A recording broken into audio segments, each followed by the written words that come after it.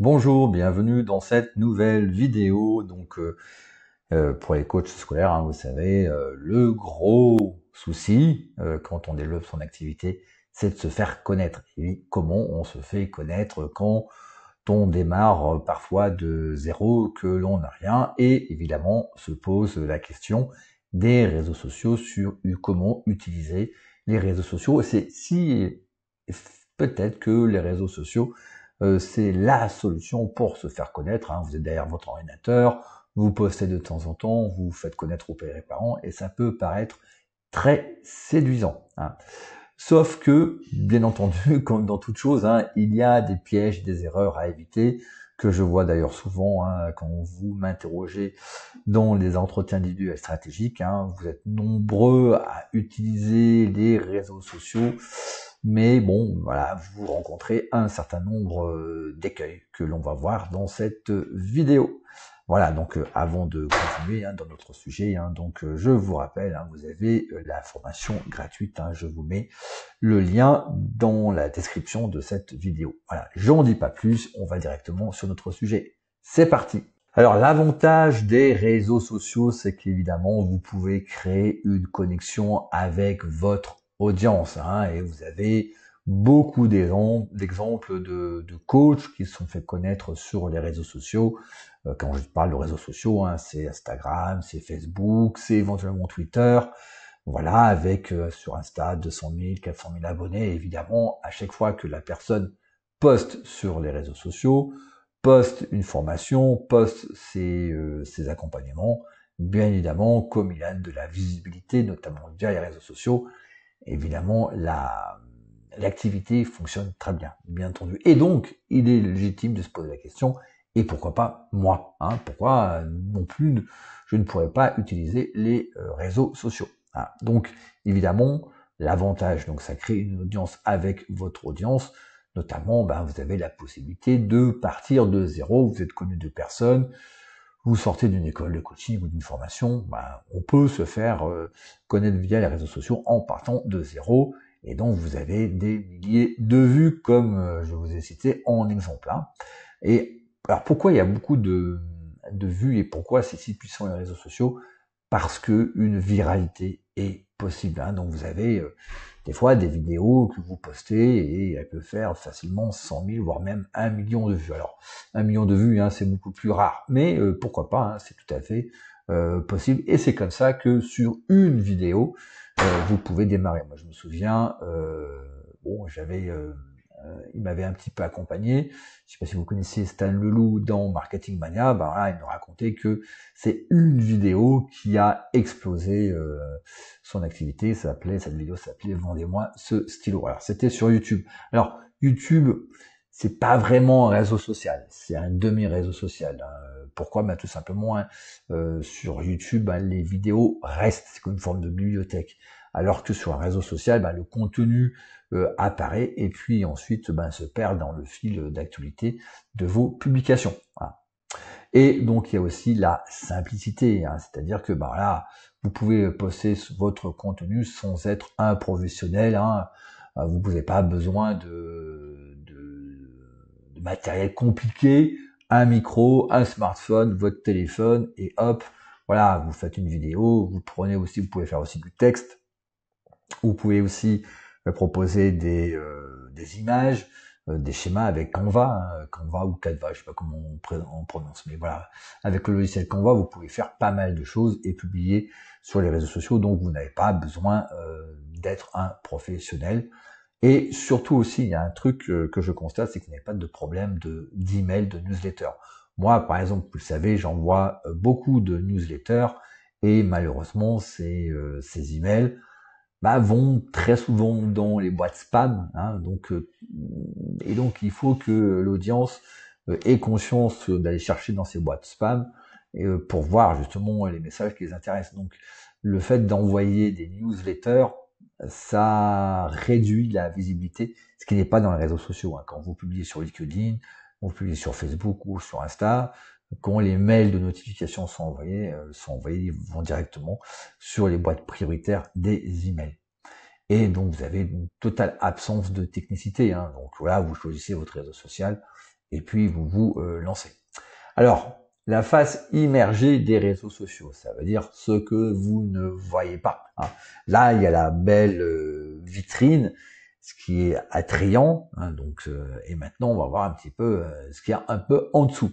Hein, d'abord, ça demande beaucoup de travail, même si c'est simple, même s'il y a une forme d'attractivité par le nombre de vues, par rapport à la simplicité que l'on a vue, par rapport à l'absence de technicité, ça demande beaucoup de travail. Pourquoi ? Il faut poster quand même du contenu régulièrement et poster beaucoup, idéalement chaque jour. Je prends l'exemple de LinkedIn. LinkedIn, le minimum de publication, c'est 3 fois par semaine. C'est un minimum. L'optimum, c'est de publier, on va dire, 1 fois tous les 2 jours. Voilà. Sinon, si ce n'est 1 fois par jour, voire même 2 fois par jour. Alors peut-être que 2 fois par jour, c'est peut-être une overdose. Mais voilà, vous devez quand même poster beaucoup et attention aussi à la qualité des posts. Hein. C'est-à-dire que poster, ça ne veut pas dire bon voilà, je fais un article, je fais une vidéo, je sais pas trop quoi dire, voilà, je poste ça comme ça. Non, bien entendu. Hein. Donc vous devez vraiment faire attention au contenu. Le contenu viral ou le contenu qui est vu, c'est un contenu de qualité. Hein. Donc vous devez à un moment, quand vous publiez beaucoup, le problème c'est de répéter souvent la même chose et donc vous devez devenir un peu un expert du marketing ou du copywriting. Le copywriting, c'est ce qu'on appelle, c'est écrire de façon persuasive ou parler de façon persuasive pour créer une viralité. Donc attention que par moment, si vous vous engagez à publier du contenu une fois tous les 2 jours, à un moment, vous allez être à court d'idées et donc là, il va falloir travailler votre créativité, avoir un certain sens du marketing et du copywriting pour faire des posts intéressants et des posts qui restent intéressants. Hein, vous pouvez pas développer une audience avec des posts qui sont moyens, voire de mauvaise qualité qui apportent rien. Alors de temps en temps, c'est vrai que quand vous créez des posts ou quand vous publiez, vous savez pas si ça va plaire ou pas. Comme moi aussi là, que ce que vous regardez sur YouTube, je tourne un sujet. Les sujets viennent très souvent de ce que j'ai dans les entretiens individuels stratégiques, ce qui me permet aussi de créer du contenu, mais je ne sais pas si le sujet, on va dire, plaît ou pas, s'il est plébiscité ou pas. Là aussi, dans les réseaux sociaux, quand vous publiez, vous savez jamais si votre post ou votre publication va apporter une certaine adhésion de votre audience ou pas. Et pensez que c'est un système aujourd'hui fermé. Ça veut dire quoi? Ça veut dire que la viralité devient rare car le système est fermé. Les algorithmes ferment la virabilité. Alors pourquoi ils font ça? Tout simplement, c'est que pour pouvoir avoir des posts viraux, vous devez faire de la publicité. Et oui, c'est-à-dire que vous postez, et puis vous avez un certain nombre de vues, et puis Facebook par exemple vous propose de booster le post, donc payant par la publicité, pour ouvrir dans votre viralité. Je prends un exemple, là j'ai une page Facebook qui a 22 000 abonnés, comme pas mal. Quand je publiais en 2015, les posts que je publiais, donc c'était des extraits d'articles, puis avec le lien vers l'article sur le site, les posts étaient vus en moyenne entre 2000 et 5000 fois, étaient lus entre 2000 et 5000 fois. J'ai 22 000 abonnés, donc 2000 et 5000 lectures. Aujourd'hui, si je publie toujours, je n'ai rien changé, je republie le même article ou je republie les articles, j'ai à peu près une centaine de vues. Pourquoi? Parce qu'en fait, Facebook a fermé son algorithme et pour voir la viralité, même avec 22 000 followers, je suis obligé de payer. Voilà. Donc, sachez que si vous vous lancez dans les réseaux sociaux, la publicité est une solution. Voilà, tout simplement, si vous voulez avoir une viralité beaucoup plus rapidement, bien entendu. Et là aussi, comme je vous l'ai un petit peu dit un petit peu avant, ça nécessite une compétence en marketing et copywriting, donc savoir faire du contenu qui plaît et qui peut être viral même sans publicité. Et donc, c'est savoir faire quand on dit faire de la publicité, il y a aussi malheureusement une certaine technicité dans la publicité. Vous pouvez perdre de l'argent dans la publicité si vous ne savez pas maîtriser le maniement de l'outil publicitaire comme Facebook. Alors, de plus en plus maintenant, Facebook ou LinkedIn proposent des formations gratuites pour se former à la création de publicité, mais ça reste un petit peu technique. Vous êtes votre activité, c'est coach scolaire. C'est pas être un expert de pub Facebook ou de pub LinkedIn. Donc ça vous détourne un petit peu de votre objectif en fait, tout simplement.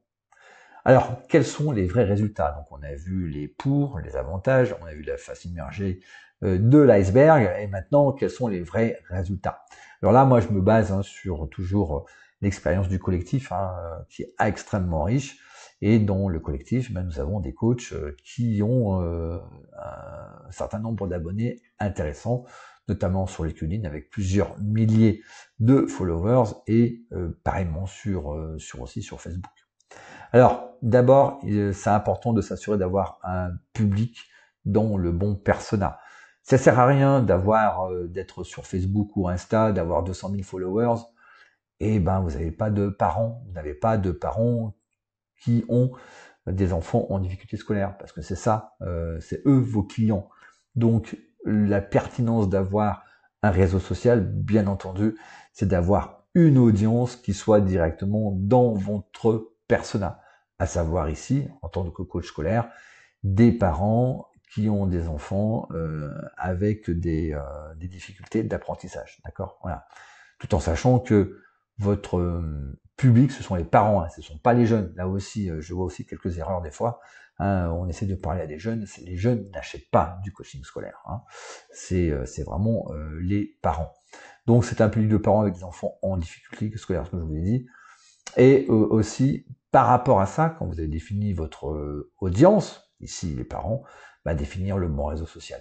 Alors, il y a l'exemple numéro 1, je pense à certains coachs du collectif qui ont des followers importants, plusieurs milliers sur LinkedIn. Alors, LinkedIn, c'est la présence de professionnels, mais qui ont malgré tout des enfants. Ça peut s'entendre. Mais c'est pas le meilleur réseau social selon moi, parce qu'on s'adresse pas directement aux parents. Donc, alors, ça vous fait une vitrine aussi. Quand vous avez 10 000, 20 000, 40 000 followers, ça vous fait une vitrine en tant que coach scolaire. Mais c'est pas vraiment là que vous allez avoir rencontrer votre public de parents dans le bon persona. Vous avez l'exemple 2, les groupes Facebook de parents. Alors là, oui, là, c'est vraiment privilégié quand vous participez à des groupes Facebook de mamans, de parents, d'enfants en difficulté. Là, oui, vous pouvez, donc là, ça vous impose donc une page Facebook, de publier régulièrement du contenu. C'est pas parce que vous êtes dans un groupe que vous faites une page et puis vous incrustez dans le groupe privé ou public, bien entendu. C'est important aussi de votre côté de publier régulièrement pour que ne serait-ce que lorsque vous êtes présent dans le groupe et vous interagissez dans le groupe Facebook, on puisse vous connaître via les articles ou le contenu que vous publiez. Et puis dans l'exemple du collectif, présence du collectif, donc ça apporte quand même des clients, ils m'ont dit, ça apporte des clients, mais ça reste insuffisant. Donc vous ne pouvez pas compter que sur le réseau social LinkedIn pour avoir des clients. Sur les groupes Facebook aussi, nous avons des coachs du collectif qui ont des groupes Facebook assez importants, qui participent aussi à d'autres groupes Facebook, notamment de mamans ou de parents. Là aussi, il y a encore plus de clients, c'est très intéressant, mais ça reste insuffisant. Vous ne pouvez pas compter que sur cela. Donc, ce qui amène à dire que le réseau social, c'est intéressant, c'est un plus, c'est vraiment un plus, mais ça reste insuffisant, même si vous avez beaucoup d'abonnés. Donc, le réseau social, je dirais pas qu'il faut pas y aller, simplement penser que le réseau social fait partie d'un écosystème. C'est comme un site internet, c'est pareil. Vous avez un site internet, c'est pas le site internet qui va vous apporter des clients. Mais le site internet permet de vous trouver. Si vous rencontrez des parents, mais on peut vous trouver, oui, tac, tac, voilà, on vous cherche sur internet et on vous trouve. Mais le internet, il y a énormément de contenu, donc c'est pas votre site internet qui va faire venir des inconnus. Donc voilà. Pareillement, le réseau social, c'est pas un réseau social qui va subitement vous faire amener des clients, mais en développement les réseaux sociaux, en ayant un site internet, ça fait partie d'un écosystème où on peut vous trouver, et deux, lire vos contenus, et donc éventuellement voir le travail que vous faites. Et donc, comme je disais, hein, les réseaux sociaux font partie d'un écosystème, tout comme le site. Alors chaque on va dire moyen, donc site internet, réseau social, ce sont des outils qui ont leur propre fonctionnalité, hein. Donc la fonction d'un réseau social n'est pas la même que la fonction d'un site internet, mais ils se complètent. Voilà. Donc ça peut être intéressant de développer, bien entendu, les deux. Et l'enseignement de tout ça, donc oui, le réseau social, c'est intéressant. Sachez quand même qu'il y a du boulot à faire, donc il faut créer une certaine routine, mais ça ne peut pas vous exonérer du fait alors j'aime pas dire le mot démarcher, mais d'aller voir les parents en vrai, en physique, hein, donc d'aller voir les parents d'élèves, d'aller dans les établissements scolaires, etc., pour vous faire connaître, hein. Donc ça, le virtuel ne remplace pas le vrai, hein, si vous voulez ensuite signer des contrats de coaching pour des jeunes en difficulté scolaire. Alors après, comment on fait quand vous n'êtes pas vendeur, hein, je développerai cet aspect bientôt, je pense. Mais l'autre façon, quand vous devez démarcher des écoles ou démarcher des associations de parents d'élèves, eh bien, c'est de faire partie d'un réseau.